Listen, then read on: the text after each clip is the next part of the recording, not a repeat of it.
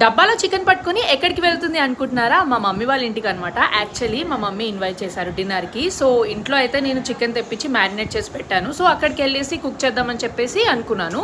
So ఇంకా అది తెచ్చేసినాను. Mummy already chicken curry చేసినారు, గ్రేవీ టైప్, అండ్ ఇంకా బగారన్నం కూడా వండినారు. యాక్చువల్లీ మా వదిన బర్త్డే అనమాట, సో అందుకే ఇన్వైట్ చేసినారు. ఇంకా నేను వండే చికెన్కి మా మమ్మీ అన్ని మసాలాలు తీసి పెడుతుంది. ఫ్రై లాగా చేస్తున్నాను, అంటే సెమీ ఫ్రై, మొత్తం ఫ్రై కాదు. ఇంకా మా మమ్మీ చూడండి గిన్నెలు లేనట్టు అందులోనే వండింది. అన్నం మొత్తం పై వరకు అయిపోయింది. ఇప్పుడేమో టెన్షన్ పడుతుంది ఇందులో అవుతుందో కాదా అని చెప్పేసి. సో ఇంకా నేను నార్మల్గా హోల్ గరం మసాలా వేసేసి ఆయిల్లో అందులో ఆనియన్స్, పుదీనా, కరివేపాకు వేసి అందులో కలిపేసిన చికెన్ వేసేసినాను అనమాట. లైక్ అన్ని నార్మల్ మసాలాస్ వేసి చికెన్ కలిపినాను.